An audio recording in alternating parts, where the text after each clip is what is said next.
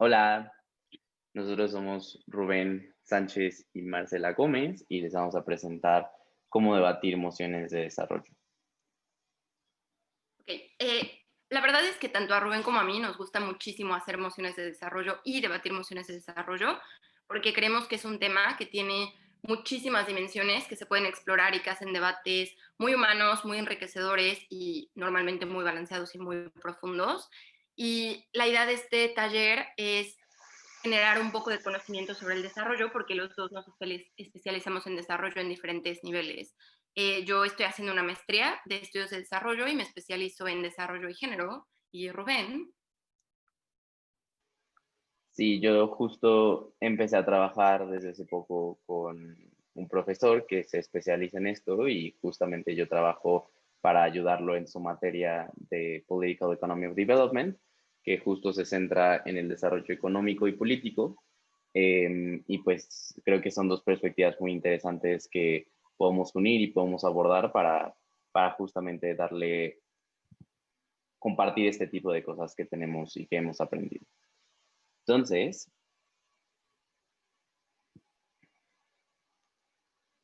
pues primero empezamos explicando qué es el desarrollo, porque creemos que hay una noción muy general de que el desarrollo está relacionado con el crecimiento económico y eso es válido, pero no es todo lo que es el desarrollo.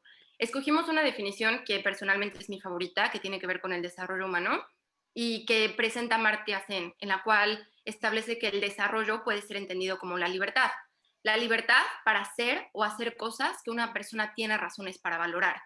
Y el énfasis en razones para valorar, porque sí se entiende que hay ciertas cosas que es problemático que quieras ser o hacer, entonces hay ciertos límites a esos que tienen que ver con las libertades de otras personas o lo que entendemos como socialmente aceptado pues en un estado o en una sociedad.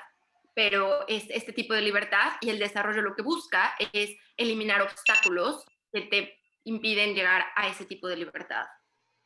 justo, y creo que bajo estas premisas, lo más importante a la hora de tener una definición de desarrollo es deconstruirla de lo que conocemos como el desarrollo económico, ¿no? Que es justamente lo que siempre viene ligado a la palabra desarrollo. Y creo que el hecho de entenderlo desde la parte más micro, que es el individuo, creo que ahí es donde podemos justamente tener mucho más conciencia de qué implica el desarrollo que buscan las personas que estudian y laboran en la academia de desarrollo, ¿no?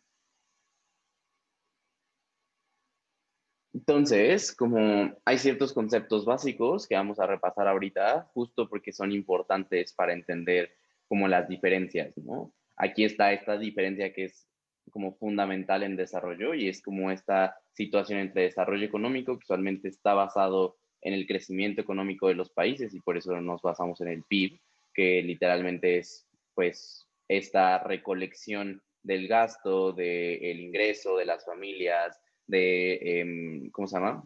De la oferta, de la demanda, todas estas cosas que sabemos de términos económicos, ¿no? Pero creo que justamente lo que sucede es que el otro lado del desarrollo, que debería ser mucho más importante y debería ser el centro, usualmente ya se basa en el bienestar, ¿no? Que es donde las personas viven bien, y justamente aquí está definido bienestar y es todas las cosas que son necesarias para que una persona tenga una buena vida, ¿no? Y esto va desde abajo, como dice, bienes materiales, salud física, salud psicológica, educación, participación en la sociedad. Justamente todas estas dinámicas son cuestiones que son supremamente importantes para que un individuo pueda desarrollarse. Entonces, más allá de pensar en estas cifras y números y porcentajes que usualmente se refieren como a cuestiones muy abstractas y solo entendemos esto a partir de como un numerito, hay que entender más bien como cómo viven las personas.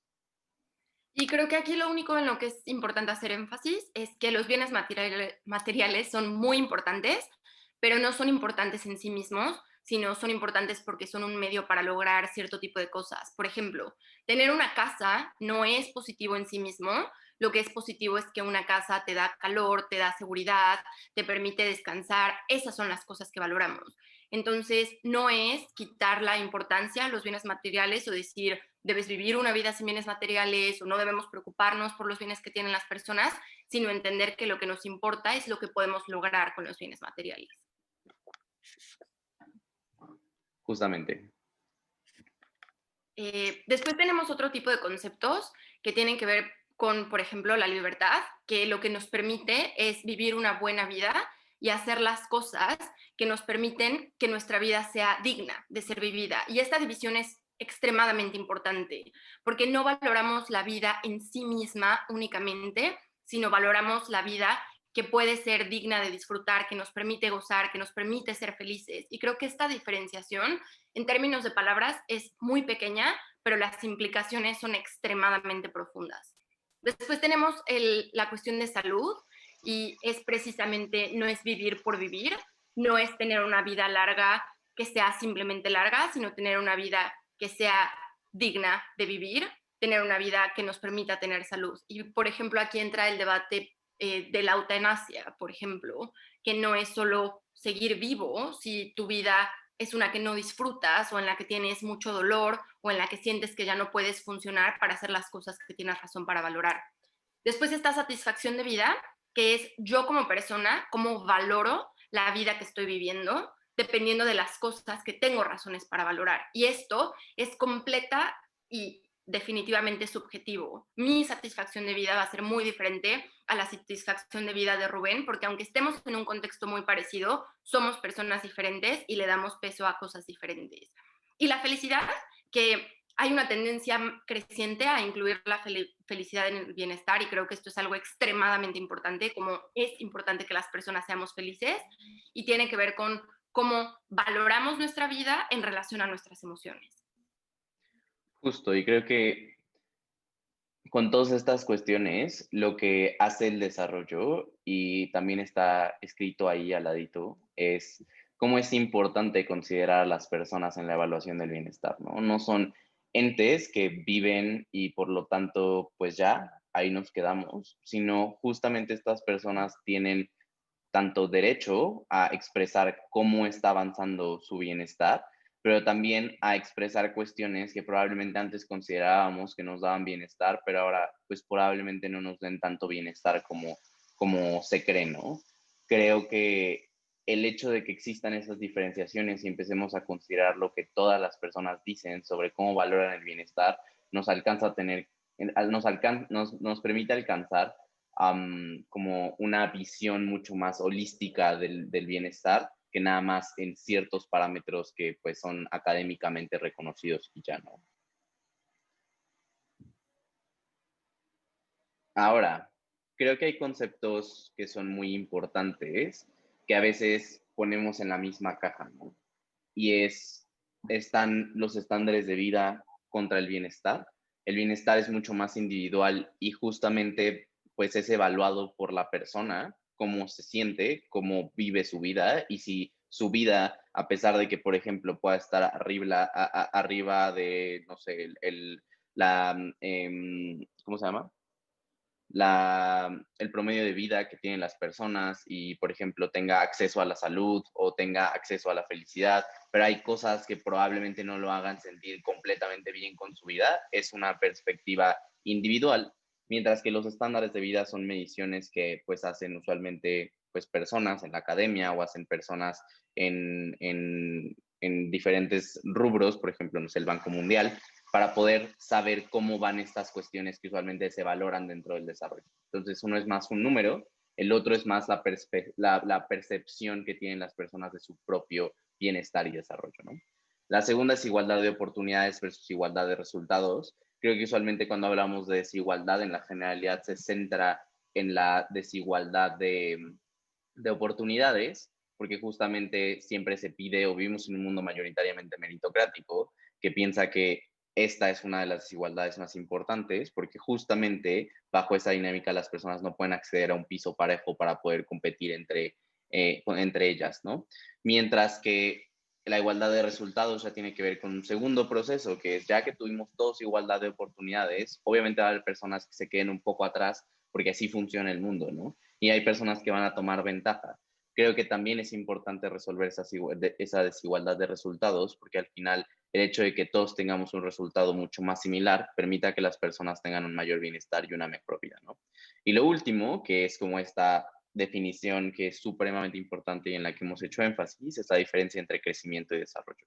El crecimiento está vinculado sobre todo a la parte económica, al hecho de tener mucho más producción, el hecho de que la gente consuma más, al hecho de que todas estas cuestiones que usualmente conocemos y reconocemos del PIB y la economía. Mientras, y que probablemente tengan efectos e impactos en el desarrollo, pero que no son lo mismo, ¿no? El desarrollo es una cuestión que se centra mucho más, como decía Marce, en la libertad, pero también es una perspectiva mucho más individual de avance y progreso que nada más una situación macro pues, numerar las cosas que tenemos, ¿no? Ok, después de esta gran explicación teórica, solo quiero dar como algunos ejemplos tangibles porque creo que a veces esto es abstracto y complejo de entender si no estás como especializante en desarrollo. Entonces, por ejemplo, en estándares de vida, creo que hay ciertas cosas que en general hay cierto consenso que deben ser valoradas, como por ejemplo tener acceso a la educación, tener acceso a un salario, tener acceso a ciertos bienes y servicios. Creo que algo muy interesante para entender el bienestar es ver cosas como The Happy Life Index, que es el índice de la felicidad de la OCDE, y puedes ver cómo hay países que tienen estándares de vida súper altos, como Japón, por ejemplo, que en comparativa con otros países que tienen estándares de vida más bajos, como México, el nivel de felicidad y consideración de la bienestar es como proporcional al revés, inversamente proporcional. Y lo interesante es que hay cosas diferentes que se valoran. Y aquí es donde empiezas a ver cómo puede ser que cumplas con ciertas cosas que te dan una calidad de vida suficiente, pero tú valoras otras cosas, como a lo mejor tú tienes un buen trabajo, pero en ese trabajo las personas no tienen una relación fuerte o no hay un ambiente de comunidad, y lo que tú más valoras es este acompañamiento colectivo y sentir que eres parte de una comunidad, entonces no consideras que tu trabajo es positivo, aunque te estén dando un buen salario o buenas condiciones. Entonces creo que este es un ejemplo bastante tangible sobre las cosas que valora una persona u otra. En igualdad de oportunidades y resultados, piensen, por ejemplo, en hacer becas en las escuelas para personas que son hijos de inmigrantes. Entonces creo que si yo, por ejemplo, soy hija de mexicanos que nunca aprendieron a hablar alemán y vivo en Alemania, aunque me den una beca para entrar a la escuela, probablemente voy a tener muchas dificultades si mis papás no fueron a la escuela, no me pueden ayudar con mi tarea porque no hablan el idioma. Entonces, aunque tuvimos la misma igualdad de oportunidad para entrar a la escuela, no vamos a tener las mismas calificaciones o los mismos resultados porque los obstáculos a los que yo me voy a enfrentar van a ser mucho más grandes. Y creo que el de crecimiento y desarrollo es normalmente estar concentrados como en la totalidad del país, y eso es algo de lo que vamos a hablar más adelante, como el país no es un ente al final, pueden no estar distribuidos, y el desarrollo tiene que ver con cómo las personas están beneficiando de ese crecimiento y cómo está impactando en lo que esas personas consideran. Ya estos conceptos importantes que revisamos, justamente lo importante de esto es tener en cuenta que el desarrollo está relacionado con el alcance de una vida mejor, ¿no? Que es como ya lo que hemos visto. Entonces, según Amartya Sen, que es uno de los autores más importantes dentro del desarrollo, considera que lo que nos alcanza a tener un mejor desarrollo como personas, como población, es justamente quitarnos todas estas faltas de libertades que tenemos. Entonces, usualmente esta falta de libertad se ve como pobreza porque te constriña a no poder tomar decisiones, es decir, una persona que vive en condición de vulnerabilidad probablemente no tiene la capacidad de decidir ir a una escuela en la cual probablemente pueda educarse de la mejor manera, por ejemplo, pero también tiene que tomar decisiones día a día en términos de su ingreso, por ejemplo, porque no tiene todo el ingreso necesario para poder tomar decisiones holgadas, o tendrá que decidir sobre, por ejemplo, qué hijo puede mandar a la universidad y no, podrá tener la decisión de muchas cosas, ¿no? Creo que constriñe muchas libertades la pobreza. Misma dinámica la tiranía, sobre todo porque la tiranía se ve reflejada en sistemas autoritarios, los cuales usualmente constriñen tus libertades, y esto implica constreñir tus derechos y tu capacidad de accionar, ¿no? El hecho de que tú no puedas reclamar libremente dentro de una autocracia probablemente significa que pues careces del derecho a la libre opinión, ¿no? Y justo también las pocas oportunidades económicas constriñen la libertad de las personas. el hecho de que yo no pueda obtener un ingreso que es lo suficientemente alto o bueno para poder tener la capacidad de decidir dónde quiero vivir, qué bienes materiales puedo comprar para poder acceder a una mejor vida, qué sistema de salud puedo utilizar si el sistema de mi estado no es el mejor. Como creo que ese tipo de dinámicas pues constriñen la capacidad de acceder al bienestar, ¿no? Y por eso se llama como remover la falta de libertades para alcanzar una vida mejor.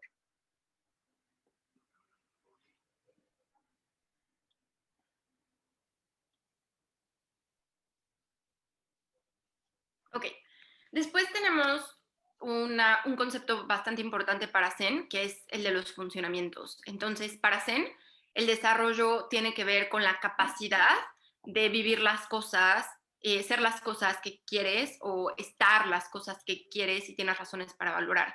Y para alcanzar eso necesitas cierto tipo de funcionamientos, que son las habilidades que te permiten tener la capacidad de ser ciertas cosas, estar ciertas cosas o hacer ciertas cosas. Entonces, eh, en, en español la diferencia entre ser y estar se tiene que aclarar, en inglés es como being, por eso aquí suena un poco raro. Pero algunos ejemplos son, por ejemplo, estar bien nutrido, como estar sano, por eso es la habilidad de estar ciertas cosas. Y cosas como ser libre, de, por ejemplo, muertes que pueden ser evitadas cuando tienes atención médica, ser capaz de acceder a la educación, todo este tipo de cosas son funcionamientos que te permiten acceder a la vida que quieres. Entonces son este tipo de mecanismos. Y bueno, todos estos funcionamientos necesitan comodidades, que son cosas que las personas poseen, necesitan acceso a, por ejemplo, bienes públicos y necesitan que el Estado les permita tener bienes privados para poder hacer esto. Entonces, todo esto se conecta con lo que les dijimos desde el principio, Rubén y yo, que los bienes materiales son importantes porque te permiten acceder a ciertas cosas. Pero también los bienes públicos son importantes porque depende de lo que el Estado te esté dando y te esté permitiendo hacer o lo que te esté permitiendo acceder, vas a tener la habilidad o no de ser o estar las cosas que tienes razones para valorar, pero también si no hay una protección por parte del Estado a tus bienes privados, si no hay, por ejemplo, una situación de seguridad en la que tú puedes, no sé, comprar un coche que te va a permitir ir a la escuela, que te va a permitir ir al trabajo, que te va a permitir visitar a tu familia que está lejos y que tienes motivos para querer visitar, entonces hay problemas para acceder a los funcionamientos, para acceder a las capacidades y por tanto para acceder al desarrollo. Justo. Entonces, creo que aquí esta parte es importante porque nos permite entender por qué existen debates de desarrollo, ¿no? Zen en esta parte de un texto que igual está en la bibliografía que proponemos, si quieren como profundizar un poco más sobre estos temas, creo que habla de dos tipos de valores, ¿no? Porque justo como decíamos antes, el bienestar usualmente es medido por las personas, pero pues para poder obtener, o sea, para que, por ejemplo, un Estado pueda hacer bienes públicos o para que, por ejemplo, una organización no gubernamental pueda desarrollar ciertos programas para sacar a las personas de la pobreza, tienen que saber qué tipo de valores o qué tipo de mecanismos son importantes dentro de la sociedad, ¿no?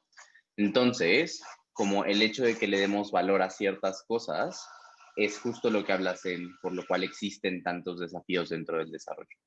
Entonces, por eso existen estos dos términos, que es valor a la heterogeneidad, es decir, como hay muchas personas que tienen diferentes opiniones, tanto dentro de la academia como las personas mismas que viven estas problemáticas, que van a tener diferentes opiniones sobre qué es desarrollo para ellas y para también como cómo podemos avanzar y progresar para que las personas estén mejor, ¿no?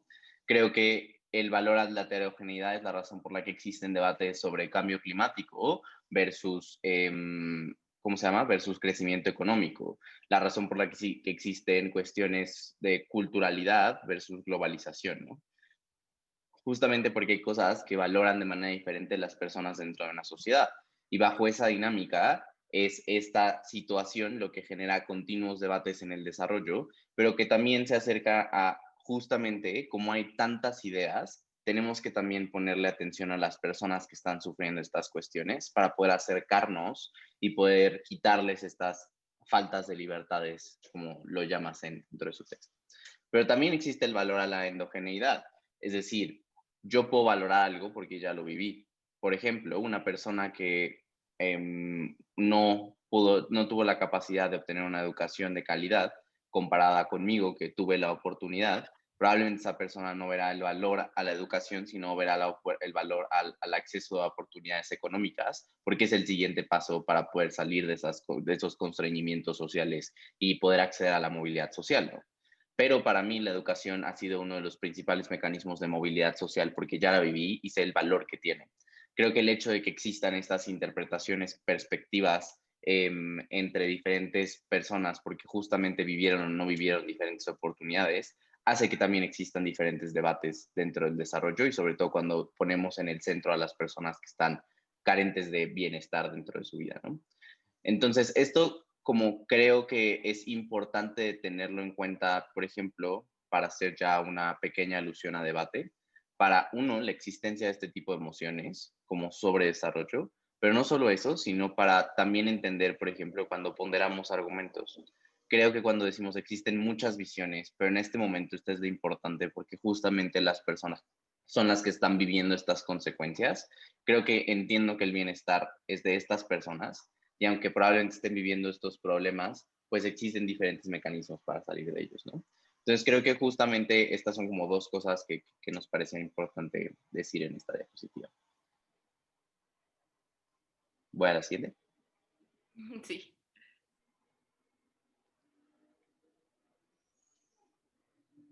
Ok, entonces hay varias teorías que han adquirido bastante importancia en el mundo del desarrollo y creíamos que era importante abordar algunas de ellas. Como, o sea, en general en estudios de desarrollo creo que tanto Rubén como yo tenemos una tendencia muy fuerte a pensar como en el desarrollo humano, que creo que es importante, pero también para estos mecanismos hay otro tipo de corrientes que te permiten llegar a eso. Una tiene que ver con perspectivas históricas, que lo que hace es estudiar las características de un Estado en la actualidad y la historia de un Estado para poder entender por qué hay ciertos países que tienen cosas como crecimiento económico, como desarrollo económico, como un buen Estado de Derecho y otros no. Entonces, este estudia mucho la estructura de los países y elementos que caracterizan como al Estado en su conjunto y a las instituciones que lo conforman. Después hay uno muy interesante que creo que muchas personas utilizan en debate, pero no necesariamente entienden el concepto y por eso se nos hace importante presentarlo, porque no es un concepto tan accesible y entendemos que haya veces que si solo lo escuchas como absorbes ciertas partes, pero no como todo el concepto, ¿no? Que tiene que ver con las trampas de la pobreza. Entonces, lo que este tipo de corrientes o este en específico explica es que cuando una sociedad tiene bajos ingresos para las personas, es extremadamente difícil para esas personas poder ahorrar. Esto pasa porque tienes necesidades inmediatas que el Estado no te está cubriendo y que en la comparativa con ahorrar para el futuro es algo problemático. Aquí está como el dilema, por ejemplo, de o ahorro para un seguro cuando me retire o compro comida porque mis hijos tienen hambre. Como no es que las personas sean irracionales, sino que las necesidades inmediatas muchas veces tienen prioridad porque las carencias inmediatas nos están causando malestar ahora. Entonces muchas veces la lógica tiene que ser como, bueno, voy a responder a lo que me está causando malestar ahora. Lo que pasa con eso entonces es que hay pocas inversiones para hacer otro tipo de situaciones. Entonces, por ejemplo, si ya no hablamos de personas, pero hablamos del Estado, pues el Estado tiene que responder a las crisis inmediatas, a las necesidades inmediatas, a lo que necesitan las personas ahora. Y por eso las inversiones a largo plazo tienden a ser algo por lo que los estados no optan. Entonces, por eso vemos que hay pocas inversiones en, por ejemplo, escuelas, en tecnología, que después puede dar trabajos más dignos o, por ejemplo, en infraestructura que es necesaria para el bienestar de las personas. Entonces, otra vez, en el mejor de los escenarios, no es que los estados no les interesen esas cosas, sino que si tengo necesidades ahora que están causando carencias ahora, muchas veces les doy prioridad porque estoy viendo sufrir a las personas o estoy viendo la necesidad de las personas y en la ponderación prefiero responder a estas necesidades en este momento. Entonces, el problema con eso es que el ingreso no crece y por eso los países caen en la pobreza. Y esto es un ciclo que se repite y se repite y se repite y es bastante difícil de romper. Por eso es la trampa de la pobreza. Y después está, que es algo ya bastante más económico y es como trasladamos ciertas herramientas de la ciencia al estudio de desarrollo y a las ciencias sociales, que son los randomized control trials, que nunca sé cómo traducir, que son experimentos sociales en los que se hace un estudio micro de cómo ciertas acciones, ciertas políticas públicas o ciertos programas sociales funcionarían en un contexto particular.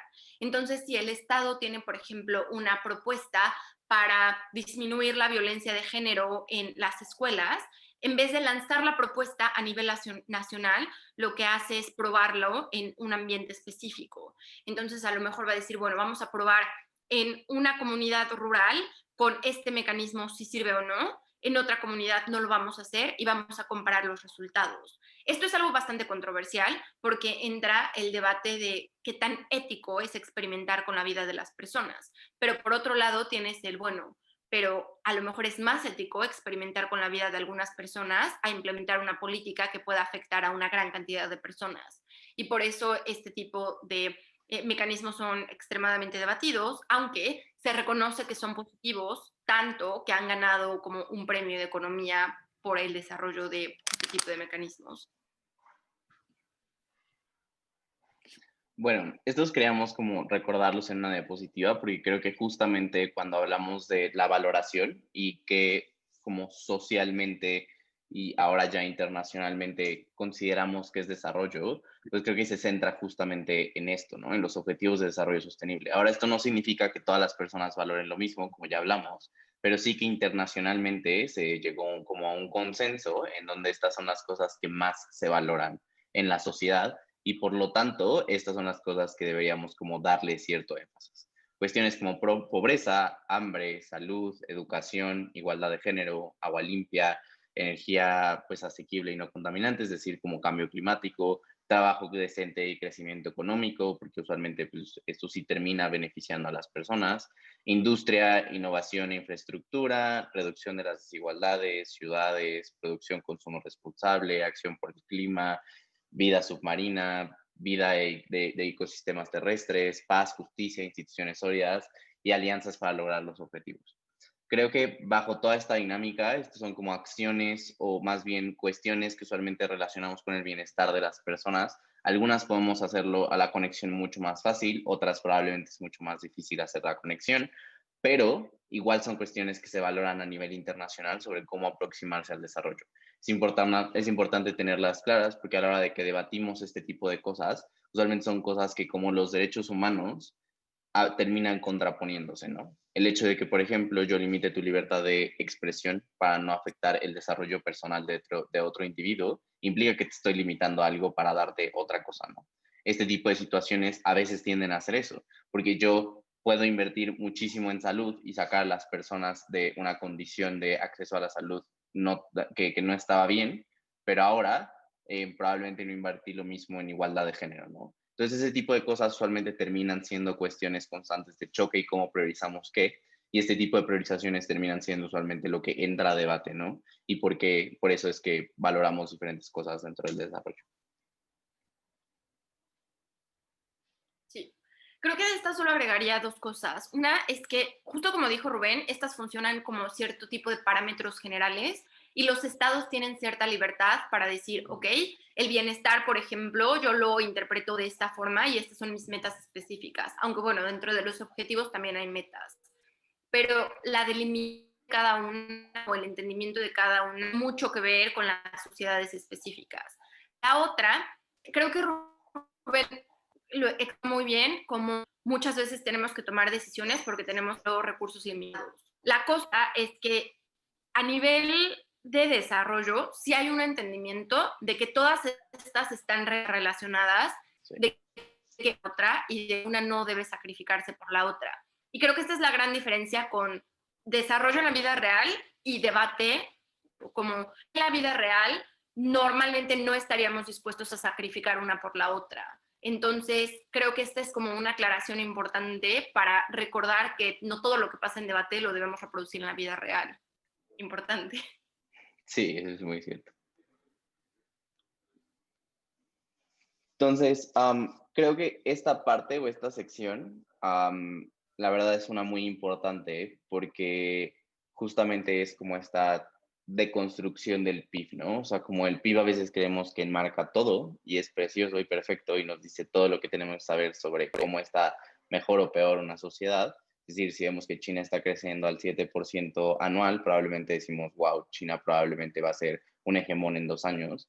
Cuando entendemos diferentes cosas, pues también entendemos que adentro de China hay una desigualdad imperante, también entendemos que hay comunidades rurales que usualmente ya no se les permite migrar a las ciudades. Ese tipo de cosas que implican mucho más desarrollo en China no se están tomando tanto en cuenta como el crecimiento económico, ¿no? Entonces, justamente esta desmitificación del PIB creo que es algo que es muy importante hacer a nivel social, pero también a nivel debate, porque a veces solo decimos como, el crecimiento económico es bueno porque termina haciendo que las personas puedan acceder a mejores ingresos. Ok, puede ser cierto, pero también qué personas, ¿no? O sea, probablemente la clase media, probablemente muchas de estas situaciones son cosas que tenemos que entender, pero también probablemente pueda literalmente el PIB de Estados Unidos no haber caído tanto durante la pandemia porque Jeff Bezos se hizo 10 veces más millonario, ¿no? Entonces, como ese tipo de cosas son cuestiones que tenemos que ir desmitificando sobre el PIB. Entonces, como la historia del PIB, que es un poquito interesante, es como, y la razón por la que se volvió, o consideramos que, o se considera hoy en día que es un mecanismo arbitrario por muchas personas dentro de la literatura, es que Kuznets en 1934 creó esto para medir el impacto de la Gran Depresión. Pero literalmente él dijo como no lo usen para medir crecimiento económico, porque no cuenta todo, solo estamos viendo una parte, ¿no?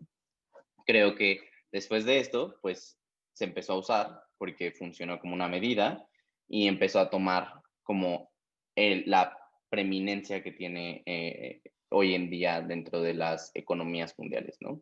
Entonces, esto es importante entenderlo. Y igual ya en las ciencias diapositivas, tanto Marcio como yo vamos a explicar como qué cosas usualmente no mide el PIB, que deja por fuera, porque es importante que haya otro tipo de cuestiones y mecanismos. Y bueno, ya, vamos a la siguiente.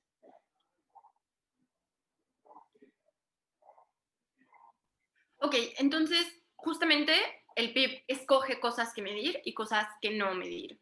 Entonces, lo interesante es en tener muy clara esta distinción y ver qué se queda fuera y qué está incluyendo. Entonces, cosas que sí mide tienen que ver con el crimen, con nivel de contaminación, con jornadas laborales, trayectos de transporte, el dinero que se usa para comprar cosas como misiles en cuestión de defensa.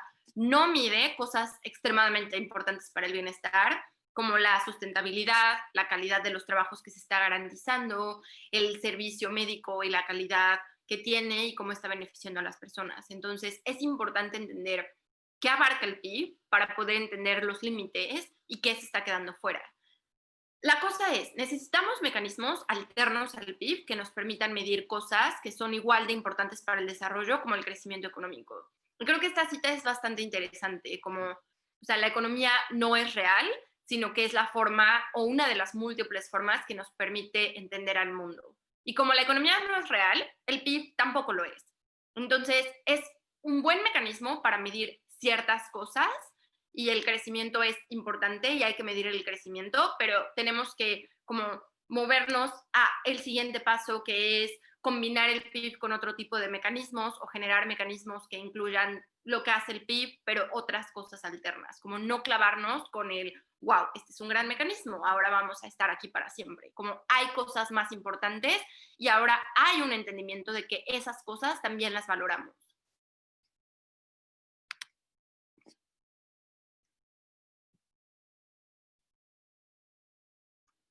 No te escucho. Justo, perdón, estaba silenciado.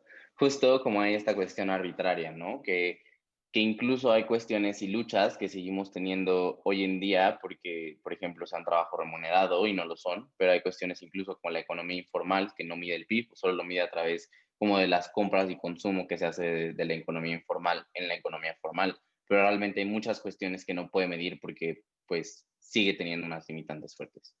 Entonces, como hay cosas que el PIB mide que suenan como pues raras, literalmente. Creo que el autor justamente pone un ejemplo, creo que no recuerdo muy bien si es en Irlanda, en donde de la nada empezaron a medir las mafias, no, en Italia. En Italia empezaron a medir justamente la contribución que tenían las mafias italianas al PIB y su PIB creció como 20% en un año. Pero esto no significa que esté midiendo cosas que son como positivas, ¿no? Es decir, como, pues, ¿por qué queremos que nuestro PIB se sustente en un 20% en ese entonces de crecimiento económico, literalmente en las mafias, ¿no? Creo que este tipo de dinámicas hacen que, por ejemplo, algunos países terminen midiendo el crimen y puedan ver que hay un crecimiento económico positivo, pero realmente haya cosas detrás que no son tan positivas y que no aplican en el desarrollo de las personas, porque probablemente pues uno de los parámetros de bienestar también implica sentirme seguro en mi sociedad, ¿no? Entonces, creo que este tipo de cuestiones son cosas que también hay que, pues, criticar y desmitificar del PIB. Pero también hay cuestiones como el trabajo doméstico, que lleva sin estar remunerado por muchísimo tiempo y eso solo genera, pues, opresiones desiguales a la mujer dentro de la sociedad, lo que implica que aunque la mujer contribuya en cuestiones supremamente importantes como en ese entonces o tanto ahorita, que literalmente son personas que se quedan y trabajan para poder incluso brindar la mejor situación para crear a personas o que salgan personas en la mejor crianza posible para una sociedad, que es un trabajo supremamente importante a la hora de pensar en la familia nuclear, sigue sin ser remunerado, ¿no? Entonces, ese tipo de cosas, pues, son supremamente, pues, arbitrarias y por lo tanto, al ser arbitrarias, no dejan ni permiten tener una situación objetiva y probablemente siguen generando mucho mayor desigualdad en países que probablemente puedan tener crimen y no, o países que puedan empezar a trabajar, a considerar el trabajo doméstico y no, como creo que no lo hace una medida lo suficientemente sí, como buena para poder medir las cosas. Pero también, como cuando hablamos de quién crece, pues creo que justamente este es el problema, ¿no? Como puede crecer un país que empieza a meterle cosas como el crimen, cuando no necesariamente es algo positivo. También puede crecer un país porque empezó tráfico de armas, cuando no necesariamente es positivo para el desarrollo del mundo.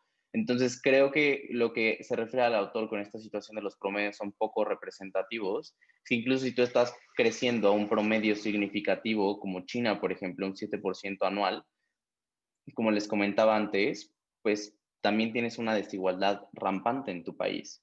Y entonces este tipo de situaciones no miden el bienestar de las personas, solo miden parámetros económicos arbitrarios. Y creo que justamente se debe a lo que dice el autor, que es una combinación arbitraria de todo en un número que probablemente deje cosas fuera y meta cosas que no son tan positivas dentro.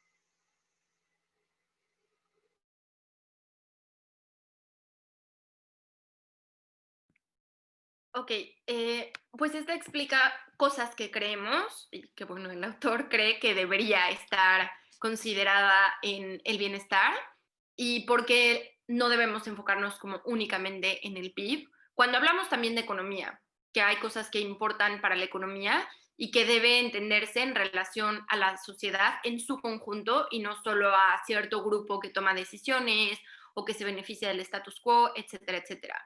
Entonces, pues justamente entiende como la relación de las personas con la economía y la economía con las personas y trata de presentar mecanismos alternos de medición para no eliminar el PIB, sino tener una imagen más completa de cómo está un estado y en dónde está un estado, que tiene que ver justamente con medidas de distribución para poder entender la desigualdad entre, por ejemplo, el decil, que bueno, en México lo dividimos en grupos de 10, el decil más rico y el que está en una mayor situación de vulnerabilidad económica para poder entender cómo se está distribuyendo el ingreso económico. También, por ejemplo, el ingreso por hogar promedio, porque también es importante entender cómo funcionan las dinámicas de familia y que muchas veces el ingreso no es para una persona, sino para un núcleo familiar y qué pasa con eso. Y uno interesante también es medir la desigualdad dentro de los hogares, que a mí eso se me hace bastante interesante, como en, por ejemplo, familias que son extremadamente patriarcales, cuando hay cosas como pocos recursos alimenticios, a lo mejor los hijos tienen acceso a más, o cuando hay como poco ingreso para pagar la escuela, se le da prioridad a los hombres que a las mujeres. Todo este tipo de dinámicas de cómo se distribuye el ingreso dentro de los hogares también habla sobre el desarrollo. Después, como el capital natural y las cosas que podemos hacer con este tipo de recursos, la sustentabilidad, qué tanto estamos explotando el medio ambiente, por ejemplo, los recursos a largo plazo y qué tan sostenibles son nuestros procesos, como qué tanto tiempo podemos mantenernos en este nivel de crecimiento sin tener consecuencias al bienestar de las personas o al bienestar de los recursos y bueno, el bienestar multidimensional que creo que ya lo hemos abordado en muchas ocasiones. Entonces, creo que lo más importante de este punto es entender que el crecimiento es importante, porque otra vez, ya les habíamos dicho, los recursos económicos importan porque son medios por los cuales alcanzamos el bienestar, pero no podemos dejar de ver el crecimiento económico como un medio, porque es lo único que el crecimiento económico es, un medio para alcanzar el bienestar colectivo. Y ese es como el chip que tenemos que cambiar como sociedad y ese es el chip que los gobernantes tienen que cambiar y esperamos que ese es como el chip que los debatientes puedan cambiar después de ver este taller. Bueno, justamente aquí les dejamos la bibliografía. Probablemente también podamos compartir la presentación con ustedes y probablemente esté abajo en el link de YouTube. Pero bueno, si no está aquí y quieren utilizar ese tiempito para tomarle un screenshot a la literatura, perfecto. Pero son libros muy importantes y son cosas que nos acercan a también entender a mayor profundidad y pues esto es donde está basada la presentación. Entonces no somos nosotros nada más, pero ahora sí viene como nuestra parte, ¿no? Que es ya esto aplicado a debate. Y pues esto es lo que como queremos que ya después de esta cuestión, hay muchas cosas que hay que entender a la hora de debatir, ya en los tecnicismos de debate, que funciona muchísimo pues después de haber tenido esta parte como un poco teórica, para entender después, porque en la práctica a veces fallamos, ¿no? En debate.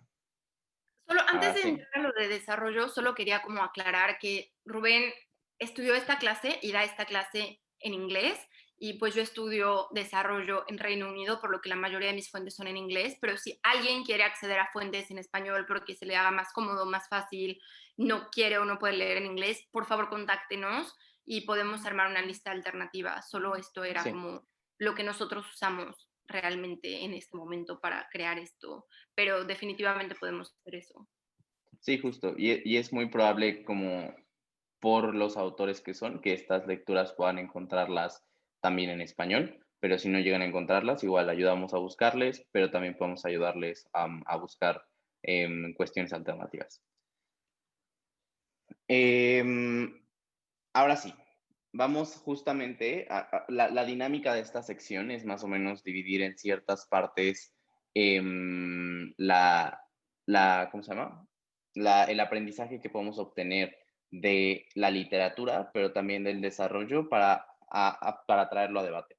Entonces fuimos haciendo como diferentes cosas que siempre hemos visto en debates de desarrollo, sobre todo porque Marci y yo en equipos de adjudicación pues usualmente somos los que ponemos este tipo de emociones. También las hemos visto en otros lados, pero creo que justamente cuando nosotros debatimos este tipo de cosas, hay veces que tampoco pues, las personas que están adjudicando consideran este tipo de diferenciaciones, etcétera, etcétera, que creo que son importantes de aclarar, ¿no? Entonces, como en esta sección de impactos en debate parlamentario británico, ahí les puse los 8 impactos que usualmente se consideran en la generalidad que existen en debate parlamentario británico, que son pues cuantitativos, cualitativos, que obviamente esto implica la intensidad con la que se afecta a un grupo de personas, la probabilidad de que algo ocurra, grupos de especial protección, el grado de consentimiento de las personas. Este a veces es difícil de entender, pero es literalmente si yo voy a aplicar una medida que tanto las personas a las que la voy a aplicar, es decir, no sé, yo voy a meter un programa social a una comunidad indígena en México, qué tan probable es que esa comunidad indígena acepte este programa social, porque hay razones para creer que no van a aceptar este programa social, ¿no? 6, afectación temporal que se tiene, como justamente las comparativas largo-corto plazo. Veamos que obviamente no exista fiat dentro de la moción que estamos debatiendo. Y 8, irreversibilidad, ¿no? Entonces, creo que justamente cuando tenemos este tipo de situaciones, si se dan cuenta, los impactos tienden a ser, los podemos abstraer a entes como un estado, es decir, como qué tantos estados afecta, pero también lo podemos impactar en individuos, ¿no? A qué tantas personas afecta o qué grado de intención, más bien de intensidad tiene en estas personas. ¿Por qué es importante decir esto? Porque creo que a veces cuando estamos pensando en este tipo de debates, usualmente se nos vienen cosas muy abstractas a la cabeza. Por eso puse esta moción, que es una moción de México Debate, que salió de un equipo de aplicación en donde estuvimos Marx y yo. Y creo que justamente esta moción representa esta diferencia, ¿no? Entonces, como esta casa prohibiría el acceso turístico a pueblos o comunidades que preservan y practican sus costumbres en fechas significativas. Esta moción se refiere literalmente al slash principal es, en un lado, yo prohíbo que se entre a este tipo de lugares para poder proteger la cultura que se tiene ahí, versus yo permito que entren porque estas personas probablemente obtienen recursos económicos de este tipo de dinámicas, ¿no? Como por ejemplo el Día de Muertos en México, en Janitzio, que es un lugar, pues, que ahí es donde usualmente se hacen como los desfiles del Día de Muertos, y usualmente pues se generan bastantes problemas, ¿no? A la hora de estas entradas, pero esas son problematizaciones que son sencillas de entender. El problema es cuando nosotros hablamos de este tipo de dinámicas, cuando impactamos, a veces terminamos impactando en cuestiones que son abstractas como la cultura, ¿no? Como la pérdida de cultura. El problema es que la cultura no existe y ya, sino que la cultura es importante para la identidad de los individuos. Es decir, como la importancia de la cultura recae en cada una de las personas, pero también en el valor que le damos a la cultura como individuo.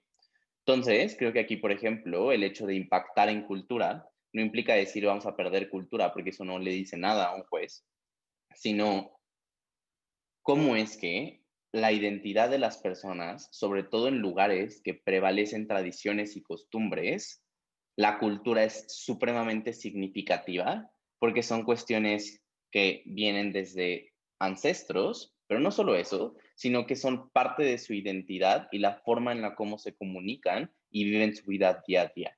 Entonces, la cultura no me importa en sí misma, sino me importa porque vive en estas personas y porque representa una parte significativa del bienestar de estos individuos. Ahora, ustedes me dirán, pues sí, pero eso ya suena muy intenso para decir de un lado que dices del otro. Pues obviamente también existen cuestiones de bienestar que a veces también tenemos que valorar, porque yo no puedo valorar mi cultura si no tengo la capacidad ni los medios para poder expresarla.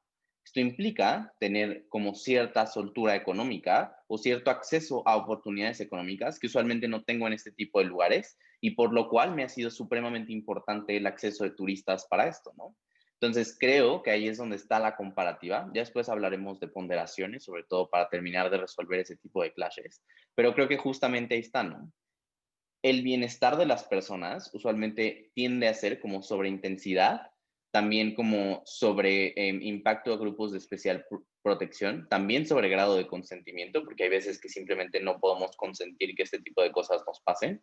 ¿Por qué? Porque limita nuestras libertades, nos limita el acceso a libertades, etcétera, etcétera. También afectación a largo plazo, corto plazo, y también la irreversibilidad de la medida, porque a veces el bienestar pues es algo que puede, incluso si luchamos toda nuestra vida para que sea progresivo, va a haber veces en donde va a ser irreversible el daño que cometamos para que las personas puedan acceder a bienestar, ¿no? Entonces, este tipo de impactos no se vayan a cuestiones abstractas. El punto de este tipo de presentaciones es entender a profundidad, y eso es lo que llevamos diciendo Marce y yo desde el inicio, como que el desarrollo es individual. El desarrollo no es una cuestión abstracta que existe, sino que tiene afectaciones individuales y ahí es donde deberíamos estar impactando, en el ciudadano promedio que sufre las consecuencias de las políticas que debatimos en debate. Entonces, bajo esa dinámica, creo que me parece muy importante entender los impactos desde esa perspectiva y bueno, no sé si más le quieras agregar algo. Solo una cosa, creo que en este tipo de emociones tiende a haber cierto tipo de generalizaciones, que no creo que son generalizaciones problemáticas en el sentido de que ataquen cierto tipo de atributos protegidos, pero tiende a haber muy poco análisis de por qué las personas valoran lo que valoran. Entonces creo que, por ejemplo, en este tipo de emociones lo que podría decir un equipo es cosas como la cultura es extremadamente importante para estas personas porque son personas indígenas. Si se fijan, como en el análisis que hizo Rubén, les explicó cómo la cultura tiene una relación importante con las personas porque impacta en su cosmovisión. etcétera, etcétera, como el análisis que ya dio y no voy a repetir. Y creo que esto es importante.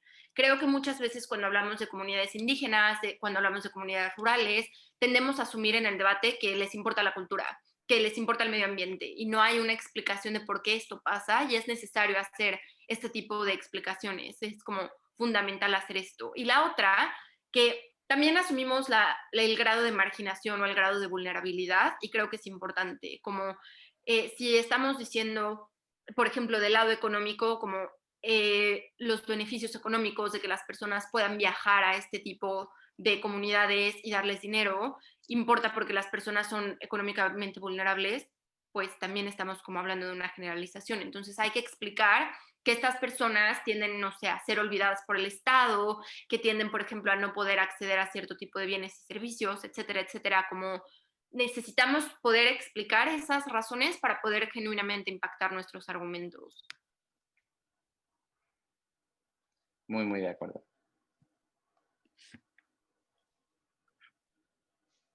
Ok, después tenemos esta que llamamos de lo macro a lo micro, porque justo como estábamos hablando en la explicación de todo lo de desarrollo, muchas veces en debate vemos que las personas hablan sobre el beneficio a los estados.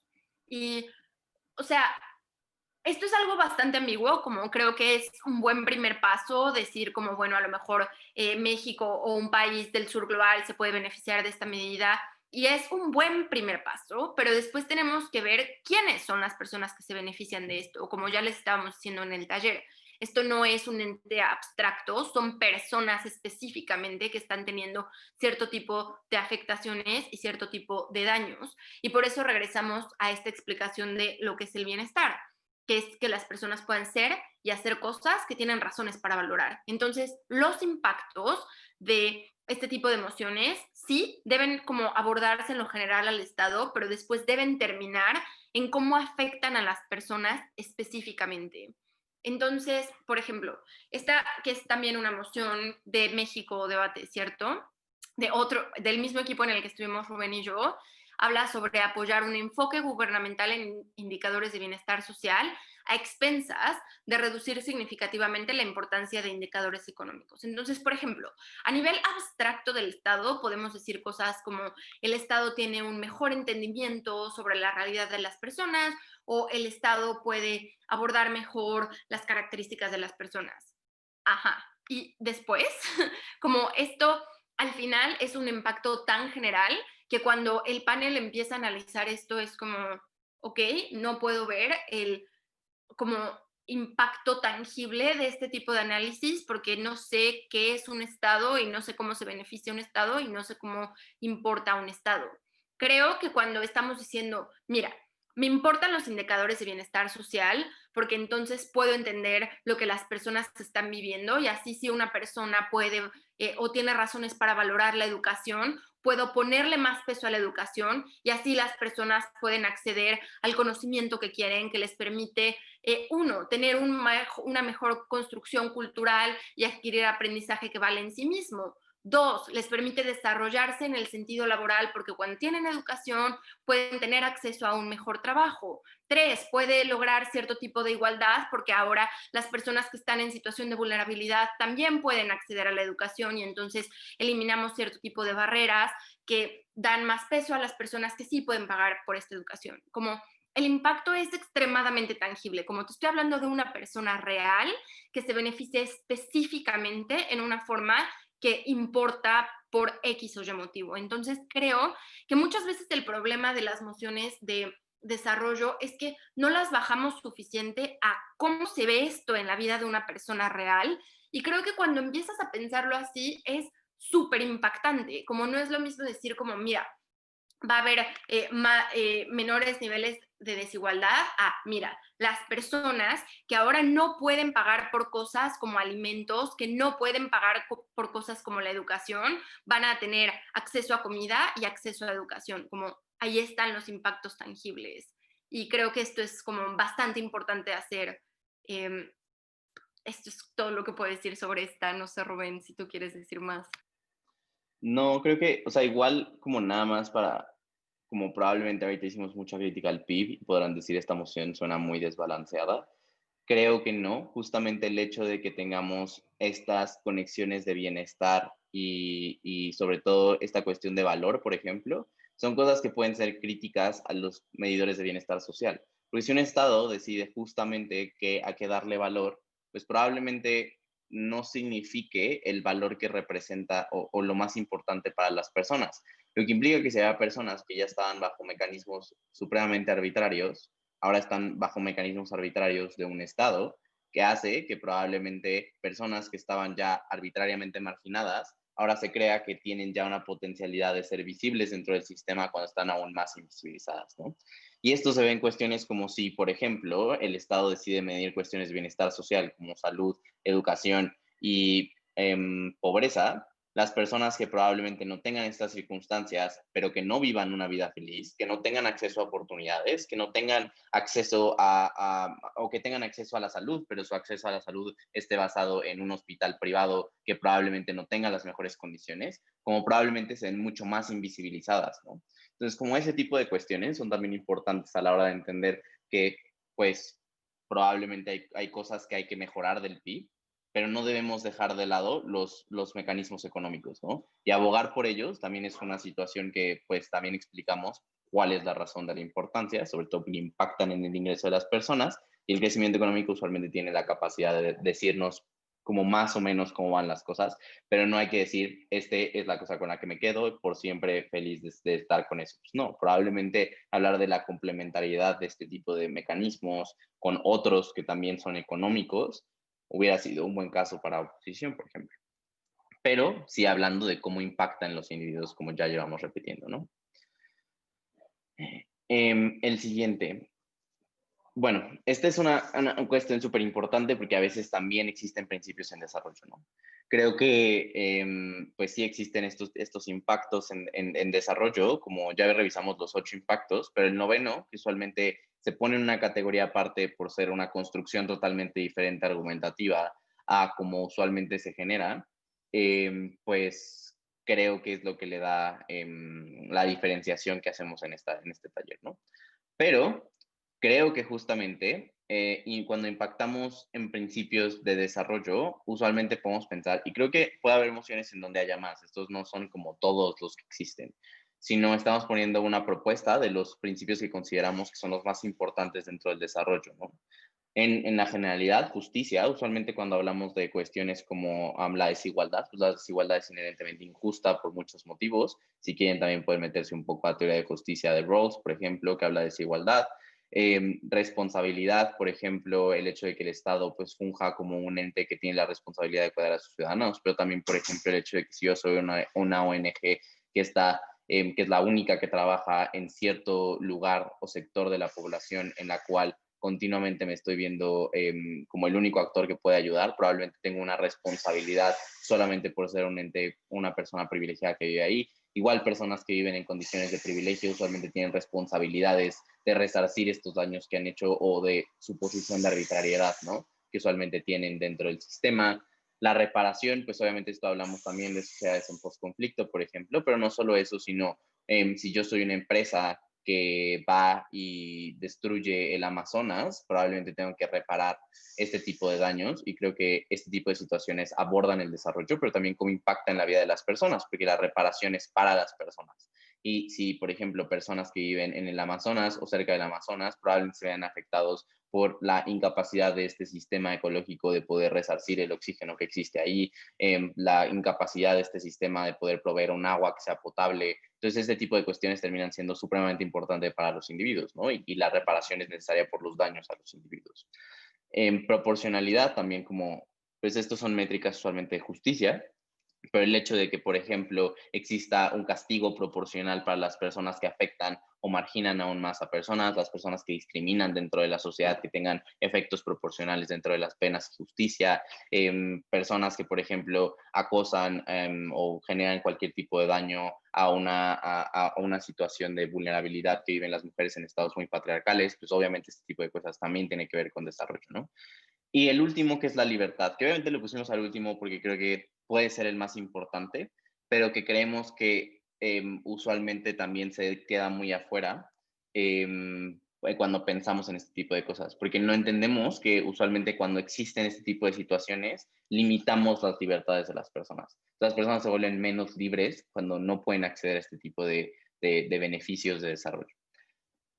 Ahora, estos son los principios que nosotros consideramos, pero existe una construcción específica que hay que recordar para un argumento de principios, que es, ¿por qué esto es un principio? Es decir, ¿por qué valoramos cosas como la libertad, la proporcionalidad, la responsabilidad, la justicia, etcétera? ¿Por qué importa? Aquí es donde entra la cuestión individual, ¿no?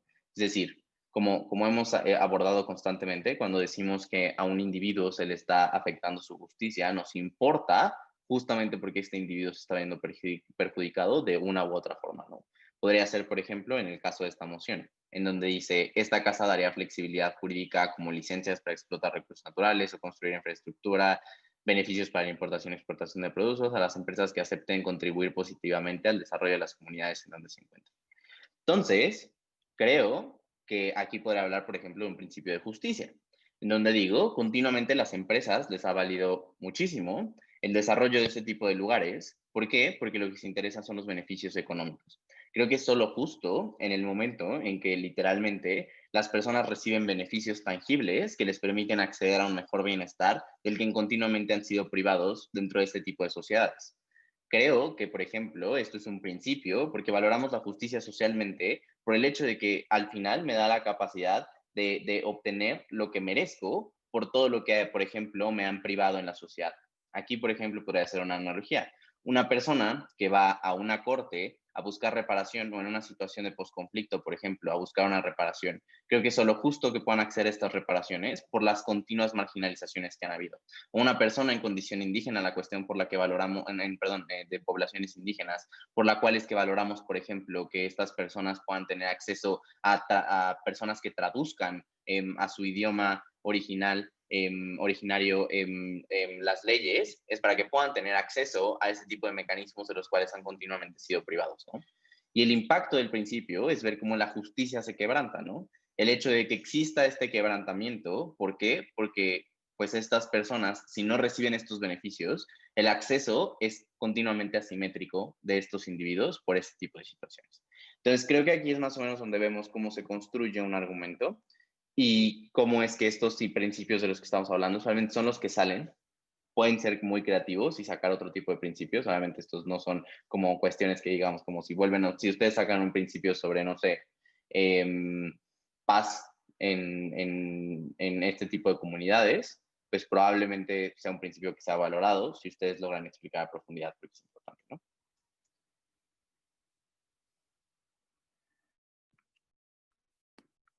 No tengo nada que agregar a esa brillante explicación. Ok, después de eso tenemos la ponderación. Y creemos que esta es extremadamente importante para este tipo de emociones porque justamente como les hemos dicho durante todo este taller, hay diferentes cosas que podemos valorar en cuestión de bienestar y en cuestión de desarrollo. Como entendemos que hay múltiples dimensiones, sabemos que va a haber varias opciones que pueden llevarnos al desarrollo. Y lo que pasa en las mociones de debate parlamentario que tienen que ver con desarrollo es que normalmente ponen dos dimensiones en choque y te hacen elegir una sobre otra. Lo que hemos visto en debate y lo que inspiró fundamentalmente este taller es que hay muchas personas que cuando hacen la ponderación, si es que la hacen, lo único que nos presentan es cosas como el medio ambiente es mucho más importante que la alimentación. Y no hay un análisis profundo de por qué podemos valorar una cosa más que la otra.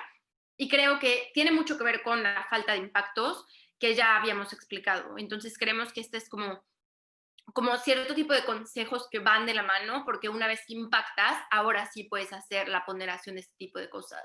Entonces, lo que hacemos cuando ponderamos es comparar los impactos y decir por qué los efectos de mi argumento son más importantes que los efectos del argumento de la otra bancada. Por ejemplo, mis beneficios pesan mucho más que los beneficios de oposición o mis beneficios pesan más que los perjuicios que presenta oposición. Y aquí es donde hago la balanza. Eso es lo que peso, los impactos. Entonces, hay dos formas principales de hacer esto. Uno es presentando las métricas. que nos ayudan a decir, mira, esto es lo que vamos a valorar más en el debate.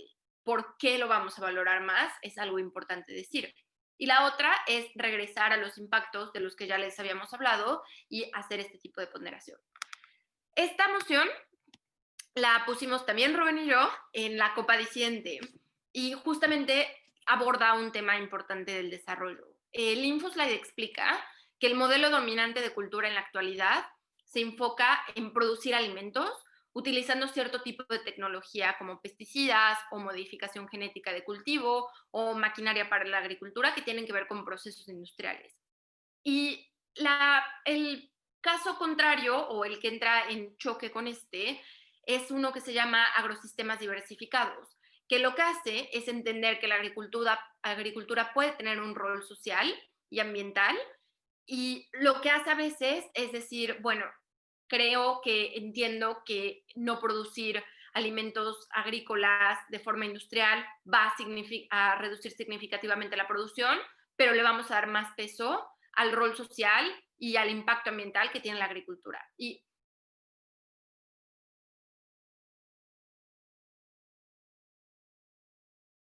por otro lado tienes el rol social y el impacto ambiental que tiene la producción de alimentos. Entonces, pues la moción te hace decidir si los países en vías de desarrollo o del sur global deberían o no implementar agrosistemas diversificados en vez del modelo dominante. Entonces, lo que tiene que hacer el gobierno es explicar por qué el rol social de la agricultura es tan importante o explicar por qué el rol ambiental de la agricultura es tan importante.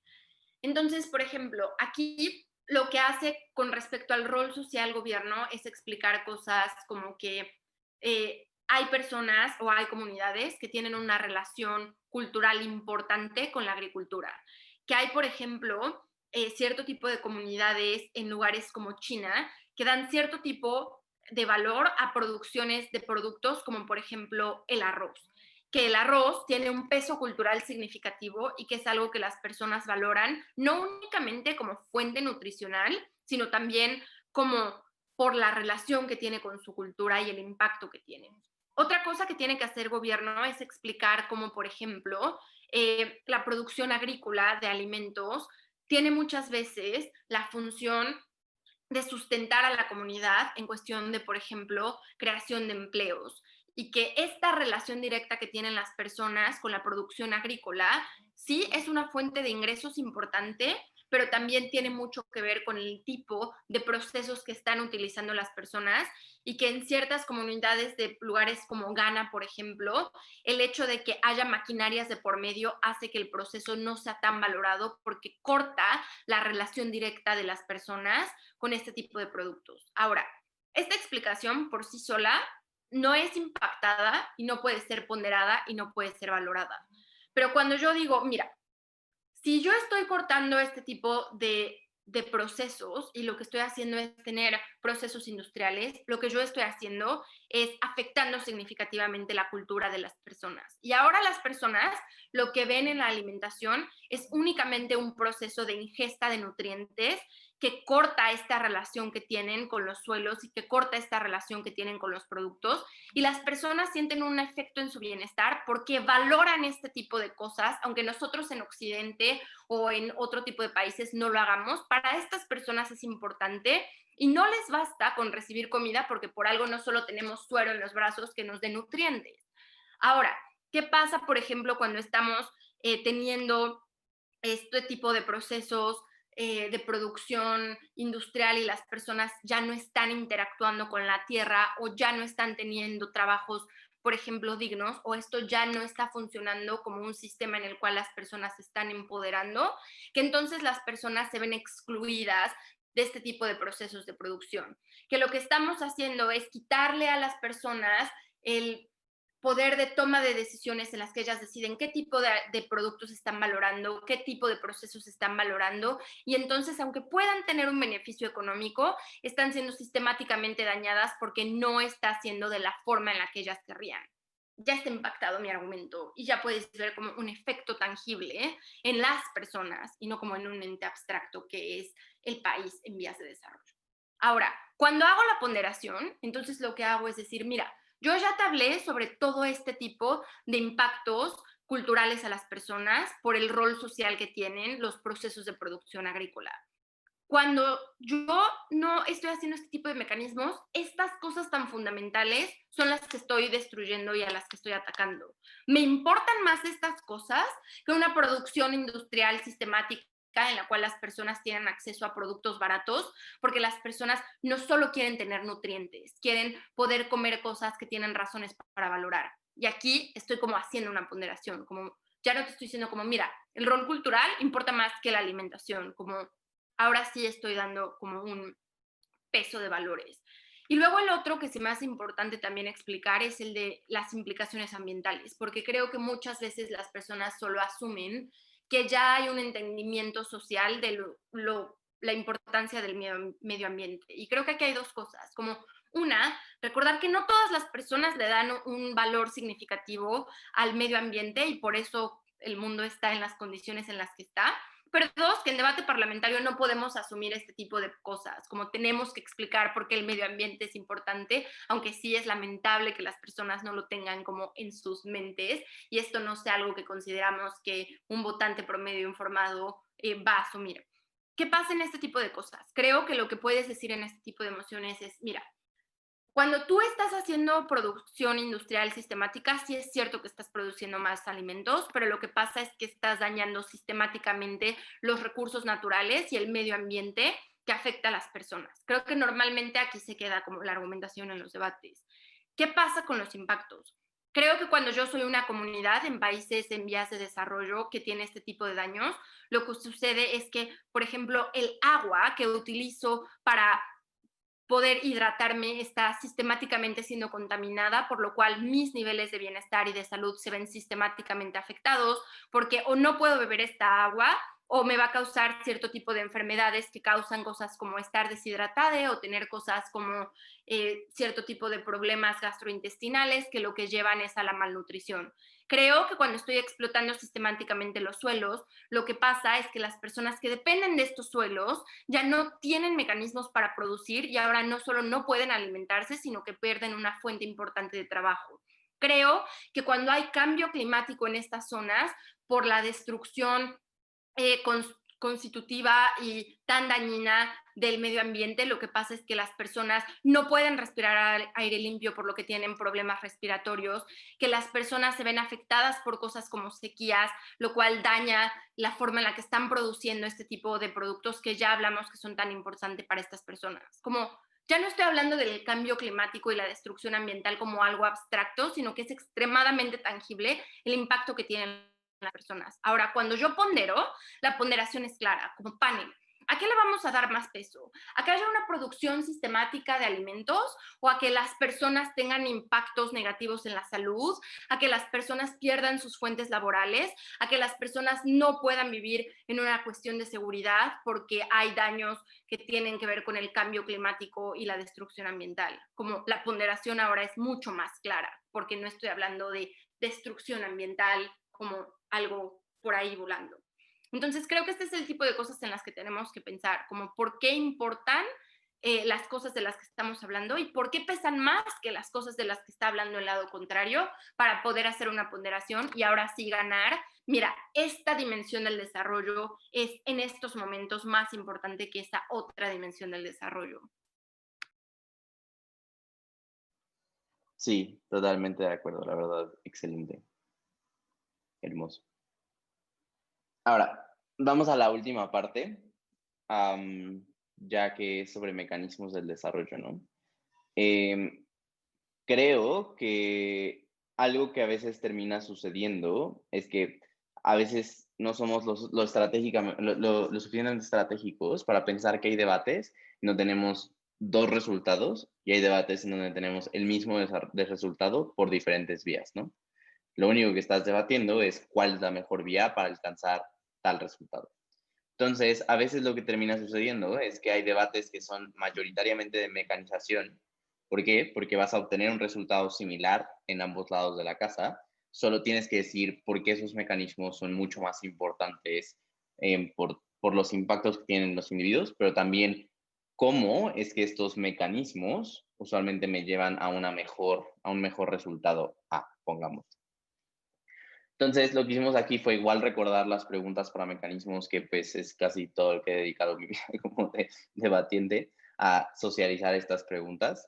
Y justamente estas preguntas ayudan significativamente a acercarnos a qué tipo, a los mecanismos que usualmente son relevantes dentro de una moción para abordar pues el problema que estoy defendiendo o el problema con el que estoy en contra. Entonces, vamos a esta moción que justamente es algo que es muy importante, como que nos permite entender a profundidad como esta situación de mismo resultado, diferentes prácticas, ¿no? Y es esta casa, siendo el movimiento queer, LGTBIQAP+, priorizaría la creación de colegios exclusivamente para personas de la comunidad por sobre una modificación estructural del sistema educativo que busque permitir la inclusión.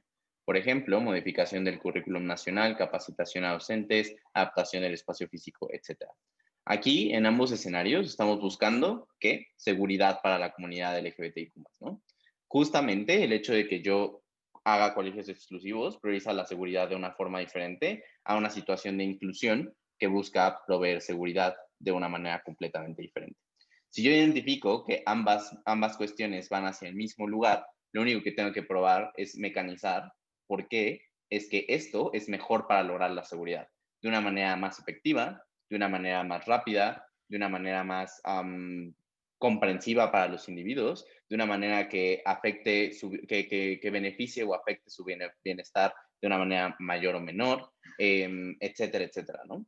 Entonces, de eso se trata este debate. Este debate no se trata de decir, ok, en su lado no hay seguridad, nunca va a haber seguridad porque ellos odian la seguridad, no, sino es probablemente decir, en ambos mundos vamos a conseguir seguridad, lo que queremos descubrir aquí es cuál es el mejor mecanismo para hacerlo.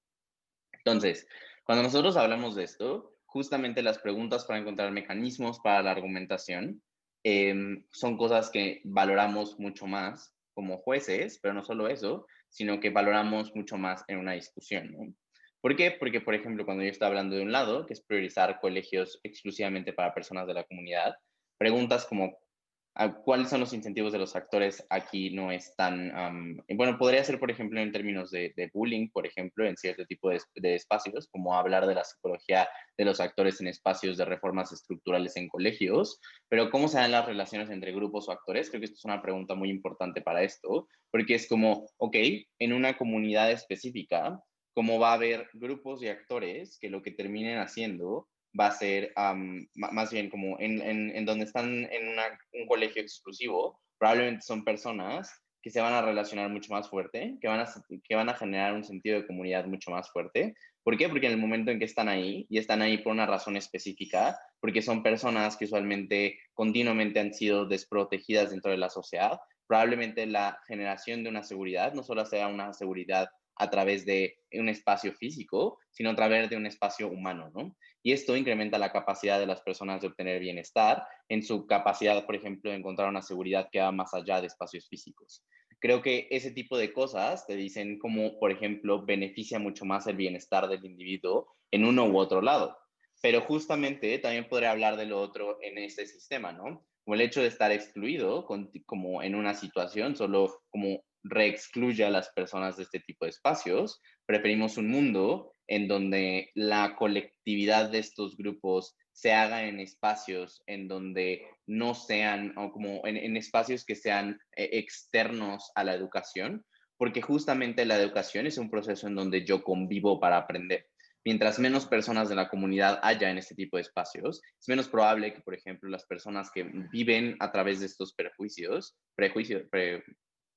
y justo, constantemente no puedan ni siquiera desmitificarnos ni deconstruirlos porque no conocen a nadie así. Entonces eso refuerza continuamente a estas personas que viven continuamente su vida en prejuicio y nunca vamos a tener una sociedad que sea lo suficientemente inclusiva. Y aquí, por ejemplo, entraría lo que acaba de explicar Marce de ponderación. ¿Qué prefiero? ¿Un bienestar de los individuos en una cuestión de seguridad, de percepción de comunidad afuera de los espacios físicos? ¿O prefiero, por ejemplo, un sistema educativo que busque permitir la inclusión, pero no solo sobre eso, sino que cuando yo estoy en continua convivencia, probablemente permita de construir mucho más fácil los prejuicios que tienen las personas sobre mí. ¿Cuál de los dos quiero? Pues depende de cómo ponderes, ¿no? De un lado puedes decir, creo que, por ejemplo, lo que sucede es que incluso si tenemos una seguridad, creo que estas personas, por ser personas que continuamente han sido perseguidas, por ser personas que continuamente han sido discriminadas, prefiero un mundo en donde incluso si esa inclusión no llega a más que en el largo plazo, pero estas personas se sienten seguras, ya tenemos un mundo que es comparativamente mejor para estas personas, ¿no? De este lado me van a decir, bueno, pero es que si podemos lograr esta inclusión desde un primer paso en un sistema educativo, pues creo que probablemente tengo mucha más posibilidad de acceder a ello en un momento en donde derrumbo prejuicios y probablemente sigan sucediendo este tipo de discriminaciones, pero al menos esta discriminación va a ir desapareciendo poco a poco, ¿no? Y esto implica que a futuro y a largo plazo voy a tener personas que sean completamente inclusivas para esto. Y esto implica que la seguridad se hace permanente, no se hace como una situación de exclusión y de exclusividad en espacios que son físicos dentro de ese tipo de sistemas.